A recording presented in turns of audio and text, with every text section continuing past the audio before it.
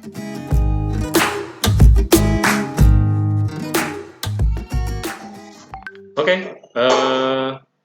halo semuanya, selamat pagi, salam sejahtera, semoga semuanya sehat. Oke, untuk hari ini kita akan melakukan praktikum, tapi praktikumnya beda dari biasanya. Karena apa? Ya karena nggak di sekolah, gitu ya. Karena nggak di sekolah, jadi kita akan melakukan praktikumnya itu secara jarak jauh, gitu ya. Nah, terus kemudian uh, aslinya saya udah nyiapin alatnya di sekolah gitu ya, udah siap gitu. Tapi karena hari ini saya nggak bisa datang ke sekolah, jadi kita praktikumnya secara virtual gitu ya. Mau tahu gimana caranya nanti ikuti aja. Tuh. Untuk judul praktikumnya ini bisa dibaca sendiri. Uh, tentang daya hantar listrik gitu ya, tentang daya hantar listrik larutan. Jadi terkait dengan yang kita uh, apa yang kita kerjakan, yang kita pelajari waktu awal-awal itu tentang listrik-listrik gitu ya. Nah, nanti kalian akan dapat sebuah lembar kerja yang isinya ada berapa halaman ini, sekitar 2 halaman, ada 2 halaman. Nanti lembar kerja ini harus kalian print atau kalian cetak atau kalian print atau cetak di rumah boleh. Kalau misalnya punya printer, kalau printernya rusak atau misalnya nggak ada, maka di fotokopian. Jadi kalau nggak ada lagi, Snappy juga ada, gitu ya. Snappy kan 24 jam tuh. Cuman kayaknya iseng banget ngeprint jam berapa, cuman ngeprint dua lembar ya. Jadi kenapa? Soalnya deadline pengumpulannya ini tidak hari ini. Jadi nanti kalian isi ini berdasarkan apa yang kalian lihat atau amati di praktikum virtual nanti.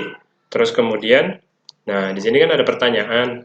Nah pertanyaan untuk yang pertama ini nanti terkait dengan apa itu namanya hasil pengamatan. Nah yang kedua ini terkait dengan teorinya. Jadi nanti silakan kalian cari sendiri di mana mengisi pertanyaan kedua. Terus kemudian ada kesimpulan dan ada tanda tangan. Jadi kalian jangan lupa pakai tanda tangan kalian. Gitu ya. Dikerjakan, nanti di scan atau dipakai cam scanner. Terus kemudian dikumpulkan di sebagai lampiran tugas ini. Kira-kira kayak gitu. Gitu ya. Jadi simpelnya adalah kalian mengamati. Jadi kalian nggak usah ngeprint dulu untuk nunggu ini, untuk nonton ini. Ya kalian tinggal catat aja gitu yang berdasarkan data yang diminta kayak gitu. Jadi kalian catat segala apapun yang akan dijelaskan, yang akan dilihat di praktikum. Baru kemudian kalian nanti kalau udah ngeprint baru diisi gitu intinya sih. Dan ini kalau misalnya kalian mau ngedit lagi juga, oh ternyata kurang, ya silakan aja kan bisa kan dari PDF tuh bisa diedit sebenarnya. Oke, caranya gimana cari sendiri. Tuh, kita mulai aja. Untuk tujuan percobaan ini sebenarnya ya sama dengan judulnya, yaitu untuk mengamati daya hantar listrik beberapa larutan. Jadi larutan yang dipakai itu nanti ada berapa jenis ya? Sebenarnya nggak terlalu banyak sih, karena kan ini percobaan orang ya. Jadi nggak terlalu banyak juga. Jadi kita ngikutin aja. Jadi silakan nanti kalian isi tujuannya. Intinya sih untuk mengamati daya hantar listrik beberapa larutan. Yang diduga gitu ada yang bisa menghantarkan listrik, ada yang enggak. Gitu ya. Oke, kita mulai aja. Untuk praktikumnya di sini saya menggunakan praktikum orang lain. Jadi orang lain ada yang melakukan praktikum dan dia bersedia untuk ditonton oleh kita, dipelajari, buktinya diupload di YouTube gitu. Jadi apa namanya? Silakan kalian amati, gitu ya. Salah, harusnya gini. Nah, oke. Kok nggak besar ya? Oke. Kalau kalian mau lihat apa? Kayaknya salah deh, salah video. Salah video. Kepencet. Ini mah SMA Negeri 4 mah di mana? Nah, ini yang ini. Ada iklannya dulu. Nah,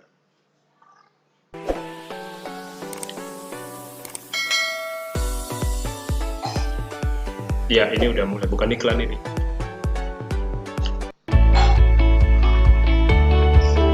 Ini saya kecilin. Biar nggak terlalu itu. Nah, ini adalah gambaran set alatnya.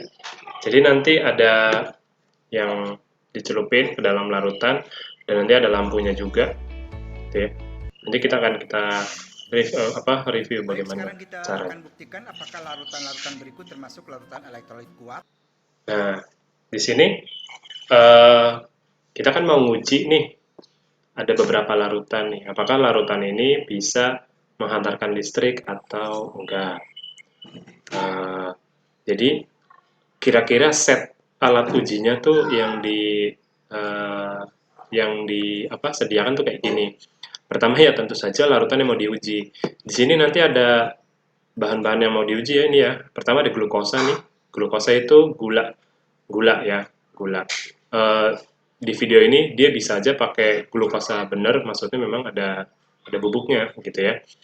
Atau memang pakai gula yang gula pasir ya, seperti kita minum juga sama aja sih, bisa juga gitu ya. Tapi bukan glukosa yang biasa kita buat makan dan minum, itu gula itu bukan glukosa. Cuman di sini pakainya glukosa, tapi mewakili gula lah intinya gitu. Terus ada larutan asam sulfat, ini yang kedua. Asam sulfat ini biasanya buat air aki. Ketiga urea, pupuk gitu ya. Zat namanya urea tuh ada, kalian cari aja. Terus ini adalah cuka, CH3COOH. Jadi ini cuka, asam cuka. Dan ini adalah natrium klorida. Nah, ini komponen terbesar dari garam dapur gitu ya. Jadi ada 5 larutan yang akan diuji. Eh, seperti apa? Coba kita perhatikan. Elektrolit lemah. BTW ini namanya Beker glass ya, atau gelas kimia. Di sini pakai label gitu ya, jelas. Pakainya itu gelas kimia yang kecil-kecil ini paling ukuran kayak 30 mili gitu ya. Kalau misalnya mau pakai gelas, kalian mau coba di rumah gitu, punyanya gelas biasa itu juga bisa gitu. Jadi nggak harus mau nyoba, oh iya bisa nyoba loh di rumah gitu. Kalian bisa nyoba sendiri, nggak harus pakai alat yang persis sama kayak gini, yang penting fungsinya tuh sama gitu ya. Punyanya gelas yang terserah, yang ada gambar mukanya juga boleh, itu nggak apa-apa gitu. Yang penting harus bersih, gitu ya. Terus kemudian kita lihat aja dulu. Pun non elektrolit. Nah, di sini sudah ada glukosa, ada H2SO4, urea, ada cuka CH3COH, dan ada NaCl. Kemudian ada 2 buah elektroda. Nah, ini penjelasan alatnya. Jadi tadi kan udah ada bahannya. Nah, ini alatnya. Ini namanya elektroda. Elektroda itu nanti adalah batang yang akan dicelupkan ke dalam larutan-larutan ini. Kan kita udah pernah bahas ya sebelumnya. Elektroda itu yang dicelupin, yang ibaratnya kalau misalnya dia itu uh, masuk ke air gitu ya, kayak gitu-gitu. Terus nanti ini elektroda ini bahannya adalah karbon, jadi bisa disebut elektroda karbon. Elektroda tuh bisa apa aja sih, yang penting bisa menghantarkan listrik, bisa logam, bisa ya logam sih ya, kalau nggak logam ya karbon gini. Logamnya terserah mau pakai emas, mau pakai perak, mau pakai platina, mahal semua ya. Yang murah ada tembaga, gitu ya. Jadi bisa pakai logam juga. Ini kebetulan dari karbon. Tahu dari mana karbon? Karbon tuh warna hitam. Tuh, jadi ini ada diikat sama kabel. Wah, kabelnya kabel-kabel panjang, gitu ya. Ya, kita lanjutkan. Lalu ada lampu yang sudah dihubungkan. Nah,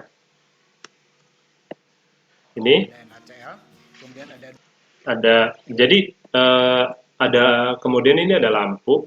Lampunya ini udah dikasih fitting ya. Fitting itu rumah lampu gitu, biar lampunya tuh gampang di alirkan listrik gitu. Jadi tentu saja ada lampu. Nah, terus kemudian, 2 buah elektroda. Lalu ada lampu.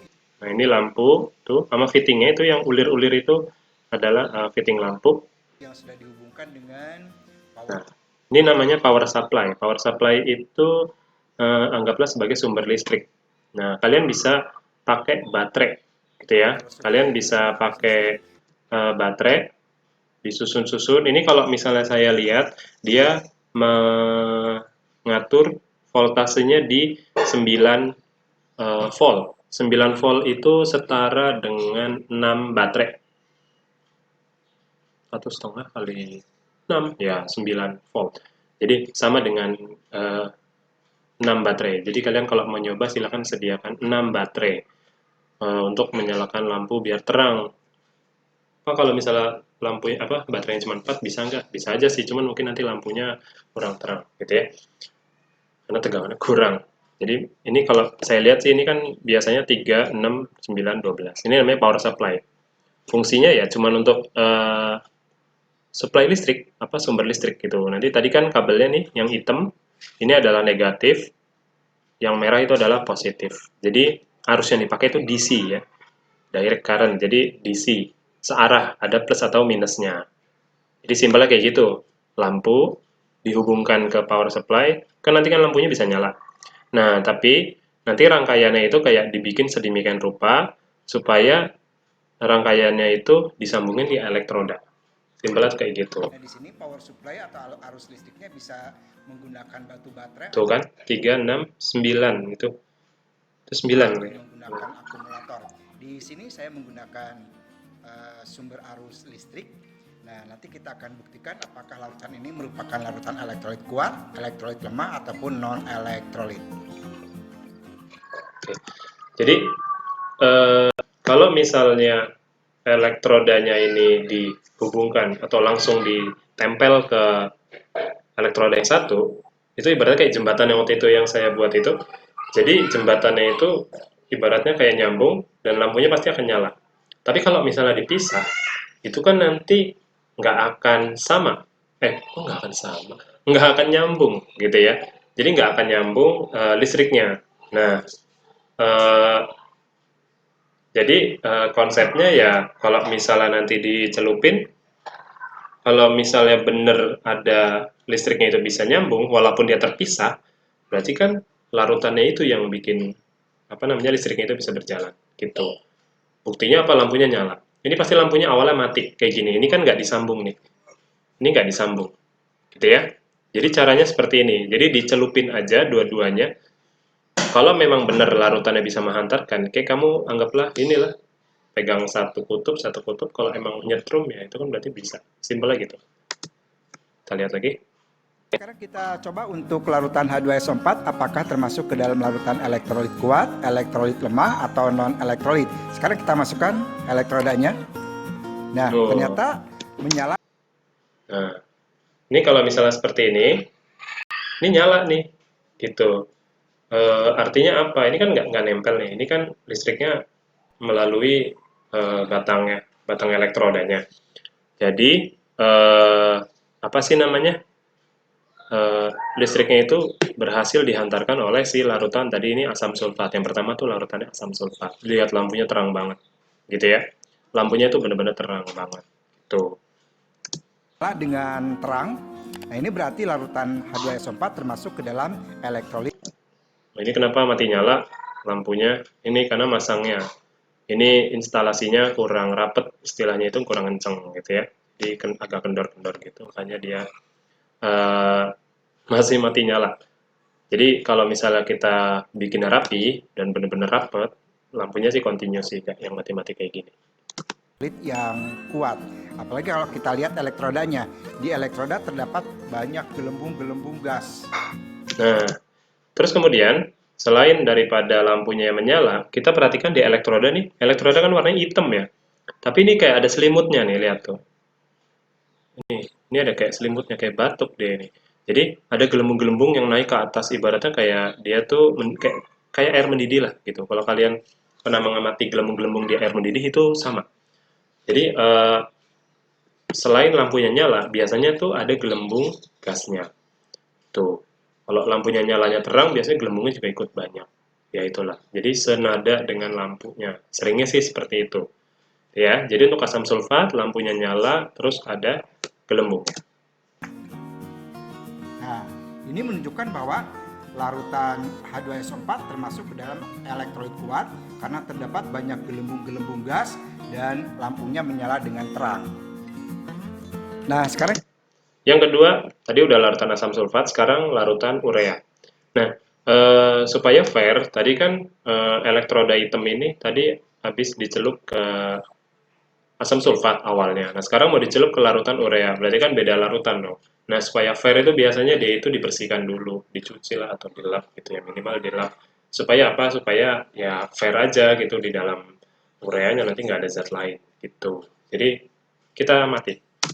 kita lihat untuk larutan urea apakah termasuk ke dalam elektrolit kuat, elektrolit lemah atau non elektrolit. Sekarang kita masukkan elektrodanya ke dalam larutan urea. Iya, dan ternyata tidak menyala. Nah, ini termasuk ke dalam larutan yang non elektrolit. Ternyata ketika dicelupin lampunya nggak nyala. Ini bukan prank ya.